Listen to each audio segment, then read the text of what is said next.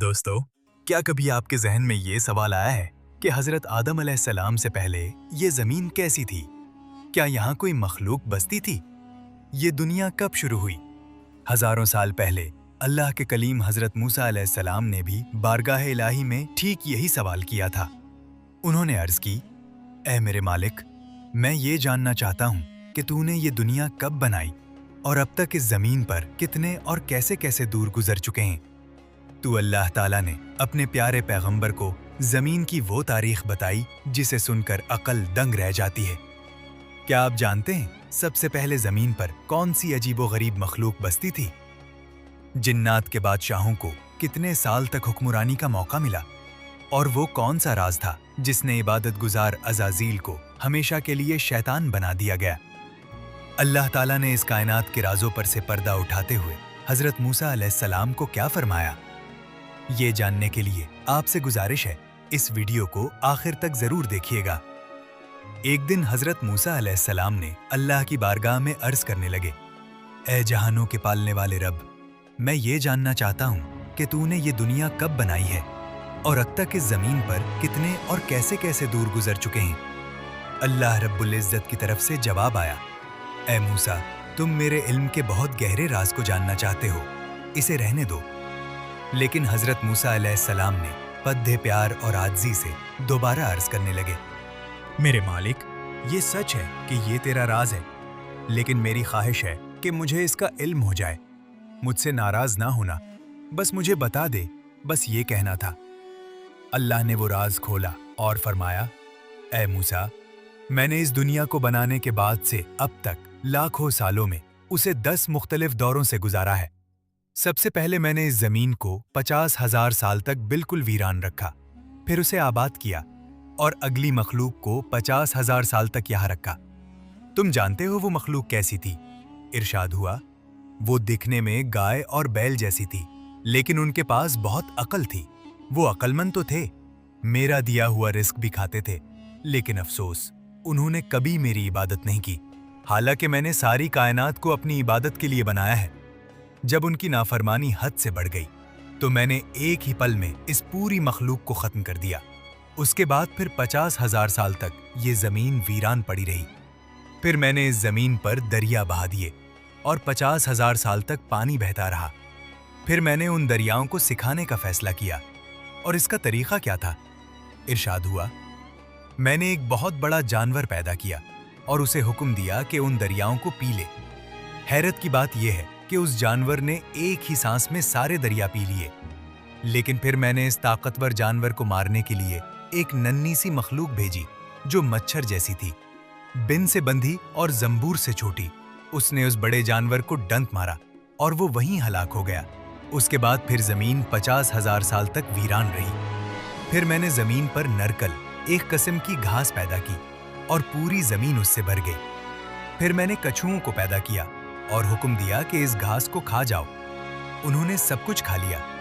जब काम खत्म हुआ तो मैंने उन्हें भी एक लम्हे में फना कर दिया। उसके बाद जमीन फिर 50,000 साल वीरान रही। फिर मैंने उसे दोबारा आबाद किया, कुछ और मखलूकात बनाई और फिर खत्म कर दी। लेकिन उसके बाद एक अजीब दौर आया। मैंने इस जमीन पर चांदी के लाखों शहर बनाए और उन शहरों में सोने के लाखों महल बनाए। मैंने उन महलों को लाए खुर्दल के दानों से भर दिया, जो शहद से ज्यादा मीठे और बर्फ से ज्यादा सफेद थे। फिर मैंने एक अंधा परिंदा पैदा किया और उसे हुक्म दिया कि उन दानों को खाए। वो परिंदा हर साल सिर्फ एक दाना खाता था। इसी तरह वक्त गुजरता गया। फिर मैंने उसे भी मौत दे दी। उसके बाद जमीन फिर 50,000 साल के लिए वीरान हो गई और फिर दोबारा 1,000 साल के लिए आबाद हुई। लेकिन दोस्तों, ये तो अभी शुरुआत थी। उसके बाद जमीन पर कौन आया और हजरत आदम अलैहिस्सलाम की पैदाइश तक जमीन किन हालात से गुजरी, ये दास्तान अभी बाकी है। हमने जमीन के वीरान और अजीबो गरीब अदवार का जिक्र किया, लेकिन अब जमीन पर एक ऐसी मखलूक की आमद होने वाली थी जो काफी हद तक इंसानों जैसी थी। हजरत आदम अलैहिस्सलाम की पैदाइश से बहुत पहले अल्लाह ताला ने इस जमीन पर 2 अहम मखलूकात पैदा की, जिन और नसनास। आपके जहन में ये सवाल जरूर पैदा होगा कि जिन और नसनास क्या थे, तो इसका जवाब ये है जिन वो मखलूक थी जो आग के शोलों से बनी थी और वो अपनी शक्ल बदलने की ताकत रखते थे, जबकि नसनास एक अजीब मखलूक थी जिनका आधा जिस्म इंसान जैसा और आधा जानवर जैसा था। इनका सबसे पहला बड़ा बादशाह या सरदार, जिसका नाम सूमा या तारतूश था, उसकी नस्ल जमीन के कोने कोने में फैल गई। जब उनकी आबादी बहुत बढ़ गई तो अल्लाह ने उन पर अपना कानून और शरीयत नाजिल की कि अब तुम्हें मेरी इताअत करनी होगी। शुरू में तो ये सब बहुत नेक रहे, अल्लाह का हुक्म मानते रहे। ये दौर कोई छोटा मोटा नहीं था, बल्कि 36,000 साल तक उन्होंने सुकून से हुकूमत की। लेकिन फिर उनमें बगावत और शरारत आ गई। उन्होंने अल्लाह की नाफरमानी शुरू कर दी। नतीजा ये हुआ कि अल्लाह का अजाब आया और उनके बादशाह और नाफरमान लोगों को दर्दनाक तरीके से हलाक कर दिया गया। अल्लाह ने उनमें से जो नेक और फर्माबरदार जिन्नात बच्चे थे, उनको बाकी रखा। उनमें से एक नया बादशाह बनाया गया जिसका नाम हलियाश था। एक बार फिर वही हुआ। 36,000 साल तक सब ठीक रहा, फिर वही सरकशी और वही तबाही। उसके बाद तीसरा बादशाह मीका आया। उसके दौर में भी 36,000 साल बाद कौम बिगड़ गई और अल्लाह ने उन्हें भी तबाह कर दिया। अब चौथी बार अल्लाह ने खामोश नामी एक जिन को बादशाह बनाया। ये बहुत ही नेक और समझदार बादशाह था। उसने अपनी कौम को नेकी की बहुत दावत दी और बुराई से रोका। जब तक खामोश जिंदा रहा, अमन रहा। लेकिन जैसे ही उसका इंतकाल हुआ, जिन्नात ने जमीन पर वो उधम मचाया जिसकी मिसाल नहीं मिलती। कत्ल व गारत आम हो गई और अल्लाह के कानून का मजाक खुद उड़ाया जाने लगा।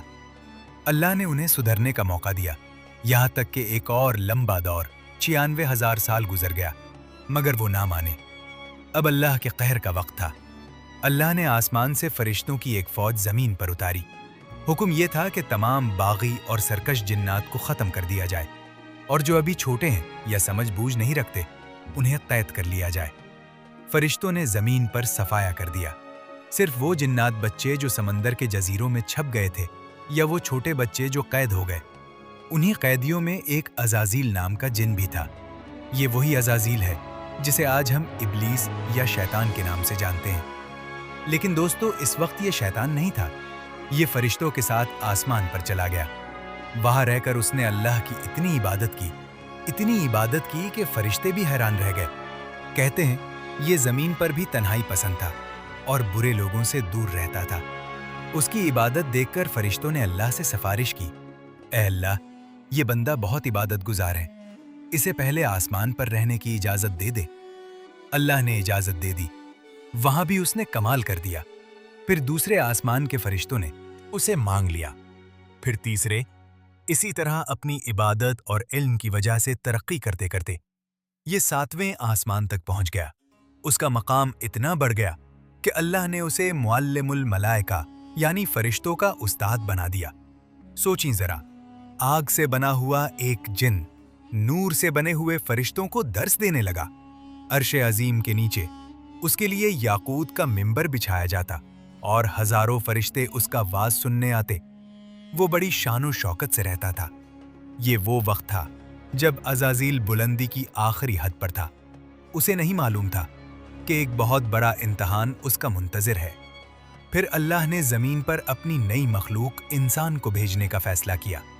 आखिर वो क्या वाकया हुआ जिसने फरिश्तों के उस उस्ताद को रांदा दरगाह बना दिया? ये जानेंगे अगली किस्त में। दोस्तों, हमने देखा कि अजाजील यानी फरिश्तों का उस्ताद 7वें आसमान पर कितना बड़ा रुतबा हासिल कर चुका था। वो बड़ी शान और शौकत से अल्लाह की इबादत और फरिश्तों को तालीम देने में मशगूल था। ये हालात आसमान पर थे, लेकिन क्या आप जानते हैं उस वक्त जमीन पर क्या हो रहा था?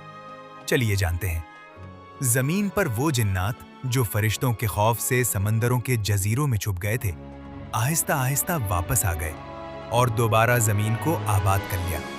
ये वही सरकश और जिद्दी जिन्नात थे और उनकी नई नस्ल भी वैसे ही बागी थी।